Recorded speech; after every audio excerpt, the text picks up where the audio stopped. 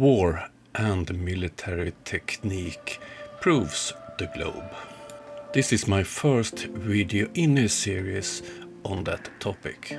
In this video I will have a closer look at radar.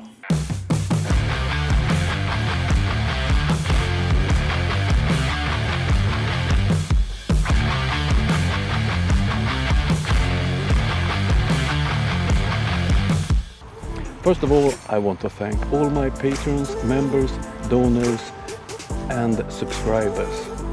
All of you are important for me. Thank you very much. First, a background to why I make videos about war and military technique when I make videos to prove that we live on a globe. Late a night in the end of February 2022, I woke up. It was my phone. The message was clear and scary. It have started. Russia have invaded Ukraine. What it meant for me was also clear. Be prepared to defend your country. I've been a part of the armed forces since the late 80s and I still are. That day in February are one of those days that changed the world. People are dying, Ukrainians but also Russians. Many people in other countries are scared, rightfully so.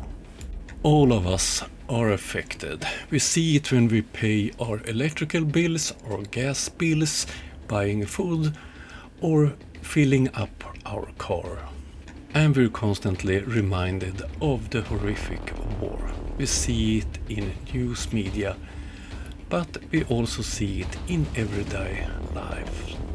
This Saturday night, me and my wife sat on the railway station in the small town where I live. And it came 5 small families. 2 of them were traveling home after visited the other families. But this wasn't any normal Swedish families. It was only young women with small children, and they spoke a language I don't understand. They were from Ukraine, refugees from Ukraine, and their husbands is still in Ukraine. I sat there in safety with a good beer in my hand, and I was happy that those children and women was safe in my country. But the next thought was more scary. Is their husband's fathers still alive? This is why I'm a soldier. I hate war. I don't want to kill people. But I want my country, my people to be safe.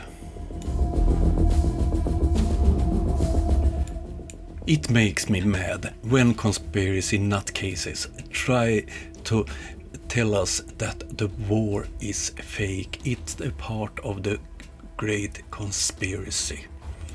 And I get so tired when flat earthers try to fool us that they have a fighter pilot, a navy officer or any military man that can prove that we live on a flat earth. And I don't like stolen valors. People who claims they have military background when they obviously are fake. If you're in the military, knowledge about the shape of the world is important because the systems have limitations because of the shape of the earth, and we also use the shape of the earth in warfare. Therefore, I make this video series, and first out is radar. So let's start on that topic. History of radar. The first experiments.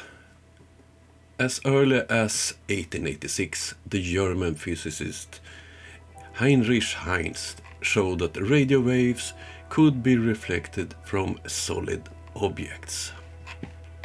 The German inventor Christian Hillsmeyer was the first to use radio waves to detect the presence of distant metallic objects. In 1904, he demonstrated the facilities of detecting a ship in distance fog, but not its distance from the transmitter. His system was tested for military use, but was rejected. The period up till 1930s, several experiments was made in UK, US and so on, but the military didn't find the systems good enough to set to use. In the 30s, before the Second World War, researchers in UK, France, Germany, Italy, Japan, the Netherlands, Soviet Union and the United States independently and in great secrecy developed technique that led to the modern version of radar. Australia, Canada, New Zealand and South Africa followed. The Soviet military engineer P.K. Orshepov, in collaboration with the Leningrad Electronic Institute, produced an experimental apparatus, Rapid, which was capable of detecting an aircraft within 3 kilometers of the receiver. The Soviets produced their first mass-produced radars, Rus-1 and Rus-2, in 1939. After this, the development was slowed down because they did send P.K. Opshanov to the Gulag. Only 607 radar stations of this type was produced during the Second World War. The first Russian airborne radar, Gneist-2, entered in service in June 1943 on 2 PE-2 dive bombers. More than 230 Gneist-2 stations was produced by the end of 1944. The Soviet systems featured continuous wave operation and did not provide especially good performances.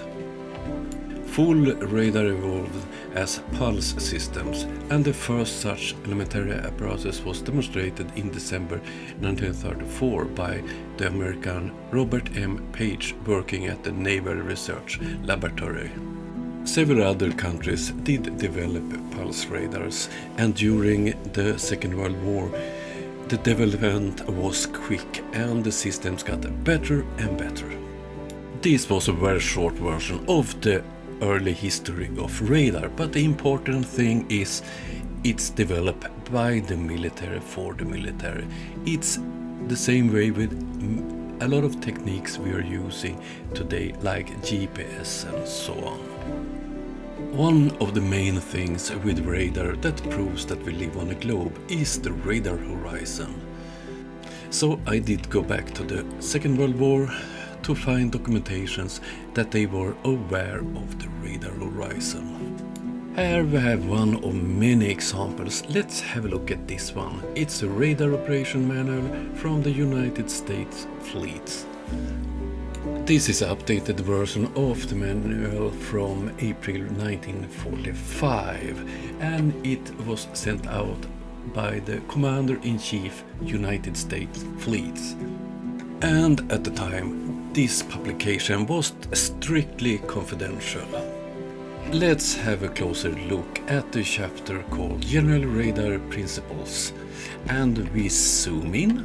So here you can read. Remember that for all practical purposes the radar is not affected by visual limitations. It can detect equally well through darkness and smoke and almost as well through fog. True, it does have a maximum range of radar horizon, but this is usually well beyond the visual horizon. The wider radar horizon gives you earlier warning of the appearance of enemy. Note that this is a top secret manual for soldiers operating radar systems, and it's during an ongoing war. According to flat earth fools, the radar horizon don't exist. So, in their logic, the US Navy would fool their staff, their personnel, about the radar and its functions during a war. There are several types of radar and several different usages of the radar systems. If we start with the over-horizon radar. This is the Soviet Duga radar. There were two of them, one in close to Chernobyl in Ukraine and one up in Siberia. And this was a part of the early warning radar system, a part of the missile defense. The one on the video is the Ukrainian one, and this system is based on giant antennas. They had one receiving and one transmitter, and they were separated by about 40 kilometers. This is the principle of this type of radar. It bounces its signals to the ionosphere, so they see over the horizon. But the problem with this type of system is they don't see anything closer to the stations. According to flat earthers I discussed this type of radar with, it claims that the ionosphere is not real and that those radar bounces the signal straight forward. But in reality, the fact that you don't get any echoes from objects closer to the station proves that the signal goes up to the ionosphere and bounces. If we lived on a flat Earth, a normal radar would be able to see over the horizon. One indication of the existence of radio horizons are to look at ship and look where the radar antennas is placed.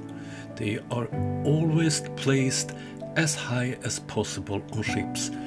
If it's civilian ships, military ships, cargo ships, cruising ships, the antennas is always in the top. And if you have a radar and send with the same effect and then put the antenna higher up, the radar will reach further. This was the first video in this series about military technique proving that we live on a globe. Next video will be more in depth on radar.